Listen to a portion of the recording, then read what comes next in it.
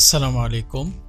চলতি তথ্য কণিকা মে 2023 বাংলাদেশ বিষয়াবলী নিয়ে আজকে আমরা আপনাদের সামনে উপস্থাপন করছি।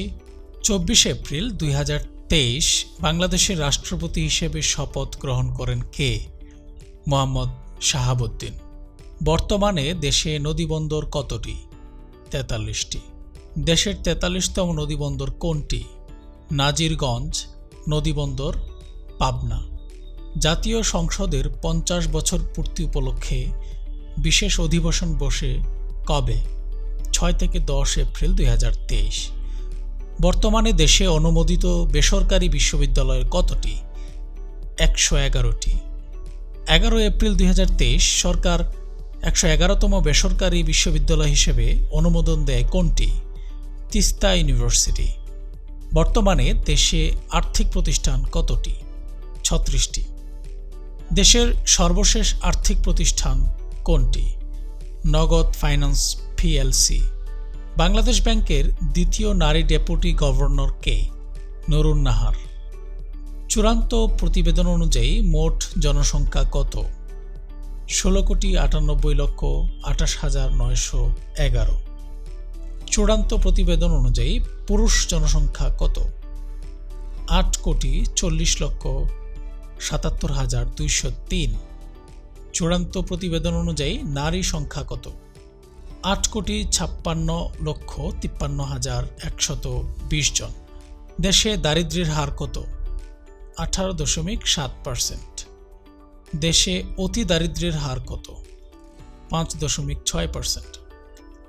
Foundation of SAARC writers and literature FOSWAL কাকে বিশেষ সাহিত্য সম্মাননায় ভূষিত করে? বঙ্গবন্ধু শেখ মুজিবুর রহমানকে। কলা গাছের সুতায় তৈরি প্রথম শাড়ি কলাবতীর কারিগরের নাম কি? রাধাবতী দেবী। বাংলাদেশ প্রাকৃতিক ইতিহাস জাদুঘর কোথায় নির্মিত হবে? কক্সবাজার। প্রথমবারের মতো পদ্মা সেতুতে পরীক্ষামূলকভাবে ট্রেন চলাচল করে কবে? 4 এপ্রিল 2023। পদ্মা সেতুতে প্রথম ট্রেন চালকের নাম কি? রবিউল ইসলাম। জাতিসংঘের advisory board of eminent persons on zero waste এর সদস্য হিসেবে নিয়োগ পান কে?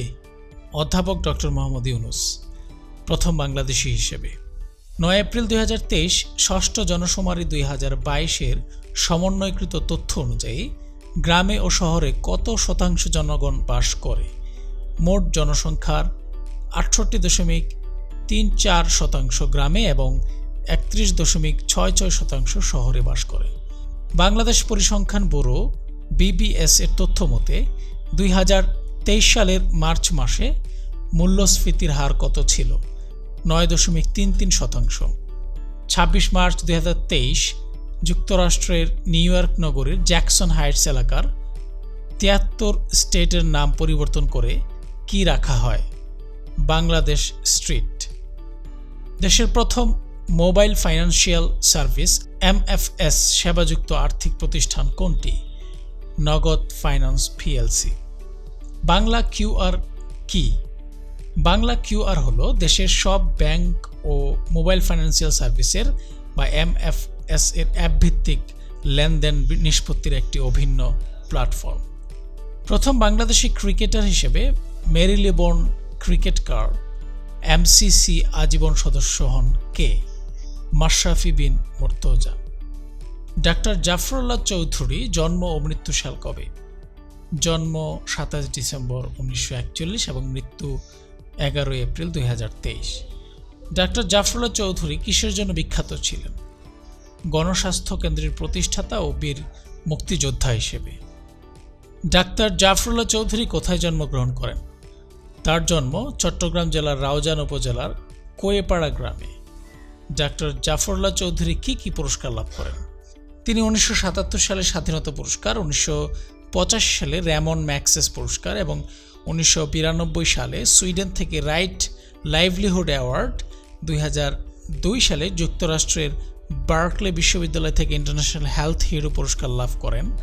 তাছাড়া 2009 সালে তাকে কানাডার world organisation of natural medicine doctor of humanitarian উপাধি দেন এবং 2010 সালে যুক্তরাষ্ট্রের বার্কলে থেকে দেওয়া হয় ইন্টারন্যাশনাল পাবলিক হেলথ হিরোর অ্যাওয়ার্ড। ডাক্তার জাফরুল্লাহ চৌধুরী প্রতিষ্ঠিত গণস্বাস্থ্য কেন্দ্র সম্পর্কে বলুন।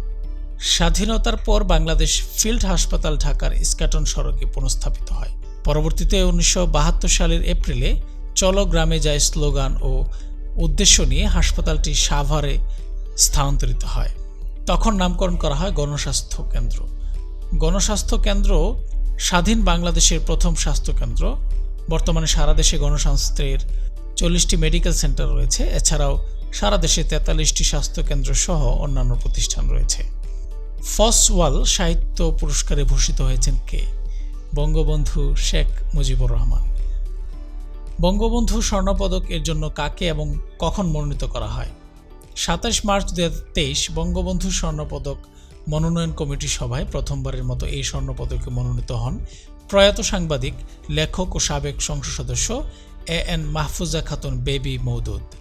রোজ গার্ডেনের বর্তমান নাম কি? ঢাকা মহানগর জাদুঘর।